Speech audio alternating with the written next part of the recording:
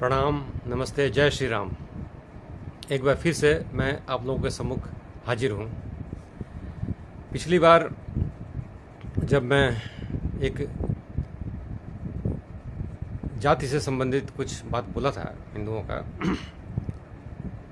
तो उसमें मैं एक बात यह भी कहा था कि ब्राह्मणों को भी आरक्षण दे दिया जाए, 10% का आरक्षण उनको भी दे दिया जाए और उसमें सीमित कर दिया जाए। तो कुछ लोगों ने कहा कि भाई ये तो अन्याय होगा, क्योंकि ब्राह्मण जाति के लोग सबसे अधिक शिक्षित हैं। तो इसमें कोई शक नहीं कि ब्राह्मण जाति के लोग बहुत अधिक शिक्षित हैं और अन्य जातियों के मुकाबले। यहाँ तक कि मैं भी LLB, MBA, LLM तक पढ़ा हुआ हूँ। उसके बावजूद मैं जब अपने समकक्ष किसी ब्राह्मण से मिलता हूँ तो अपने आप को मानसिक तौर पर बड़ा कमज़ोर पाता हूँ। तो अब सवाल यह है कि ब्राह्मण भारतवर्ष में लगभग 3% हैं और अभी ही वो लोग लगभग 70% तक, मतलब आरक्षण जब दूसरे जातियों को मिल रही है तब यह हालात है कि वो सारे जो संसाधन हैं उसके 70% के ऊपर उनका कब्जा है। और अब वो चाहते हैं कि ये जो 30% में दूसरे लोग जो हैं इनको भी हटा दिया जाए, आरक्षण से बाहर कर दिया जाए, पूरी तरह से मेरिट के बेसिस पर हो। तो भाई दूसरे जाति तो कभी आ ही नहीं पाएंगे। जन्म जन्मांतर से जाति प्रथा रही है, सोचिए। और अगर ब्राह्मणों को चांस दे दिया गया कि ठीक है मेरिट के रूप में ही रहेगा, आरक्षण हटा दिया जाएगा, तो फिर कभी कोई जाति आगे बढ़ ही नहीं पाएगी। तो क्या केवल 3% से 5% से या 10% से ही देश चलेगा क्या? 90% लोग क्या हमेशा के लिए, हमेशा के लिए, जन्म जन्मांतर के लिए बिल्कुल पिछड़े रहेंगे? तो देश की उन्नति कैसे होगी?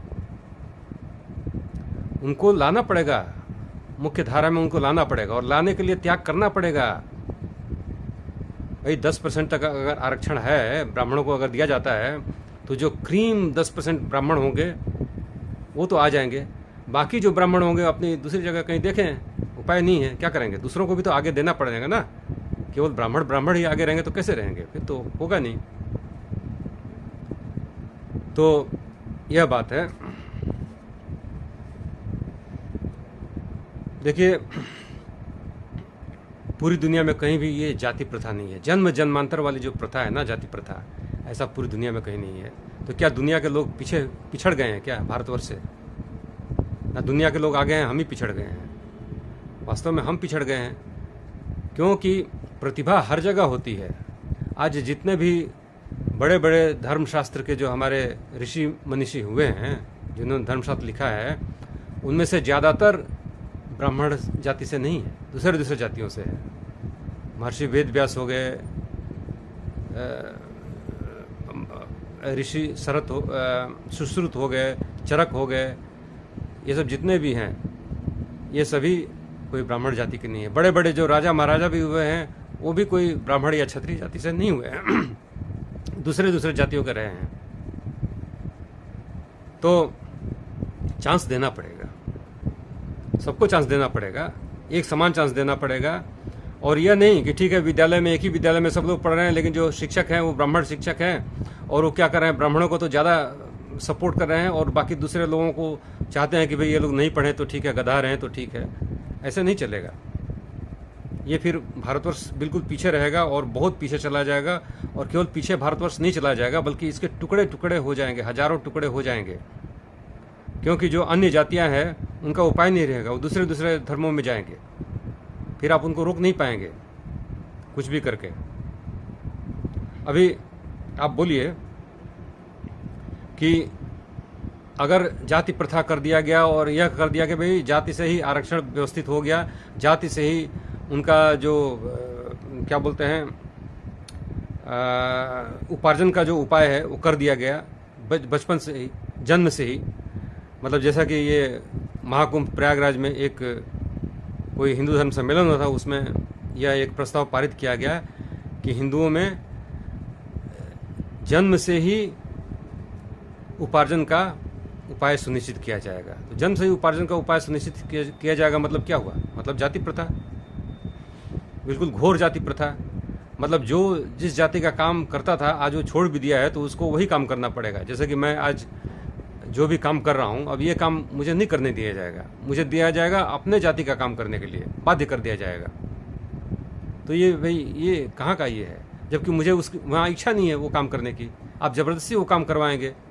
और उस जाति प्रथा में कोई प्रतियोगिता भी नहीं होता है, कोई अपने को बेहतर बनाने का कोशिश भी नहीं करता है, क्योंकि वो बंधा हुआ रहता है ना। बंधुआ मजदूर की तरह काम करेगा तो फिर वो अपना दिमाग कहाँ लगाएगा, मन से काम नहीं करेगा। इस कारण से हमारा कोई भी इन्वेंशन हुआ है क्या भारतवर्ष में? जाति प्रथा रह करके बोले हम तो बहुत अच्छा हमारी प्रथा है, तो कोई इन्वेंशन नहीं हुआ। हम लोग कहाँ रह गए? बहुत हर तरह से पीछे रह गए। तो ये सोचने वाली बात है। बाकी बातें मैं बाद में करूँगा, लेकिन यही बात है कि हमको आरक्षण देना ही पड़ेगा। जो पिछड़े लोग हैं उन लोगों को आरक्षण देना ही पड़ेगा, कोई दूसरा उपाय नहीं है, उनको आगे लाना पड़ेगा। अगर आप इसी तरह से रेजिस्टेंस करते रहे आप लोग कि भाई हम तो अधिक पढ़े लिखे हैं, हम अधिक संपन्न हैं, तो हमको ही सारा अधिकार मिलना चाहिए, तो फिर ये जन्म जन्मांतर तक का आरक्षण रह जाएगा। फिर वो आरक्षण कभी ख़त्म होने वाला नहीं है और फिर आरक्षण बढ़ता जाएगा, क्योंकि संख्या जिसकी ज़्यादा है भाई उसको तो महत्व देना ही पड़ेगा ना। कोई भी प्रथा हो, कोई भी राजनीतिक विकल्प हो, लेकिन उसमें जब संख्या जिसकी ज़्यादा है उसको देना पड़ेगा, और नहीं तो फिर हो जाएगा कि टुकड़ा टुकड़ा भारतवर्ष का, दूसरा कोई उपाय नहीं रहेगा, लोग बाध्य हो जाएंगे। तो देखिएगा, सोच समझ करके जो भी फैसला लेना हो लीजिएगा आप लोग। अभी के लिए इतना ही, बाकी बातें बाद में करेंगे। धन्यवाद जी।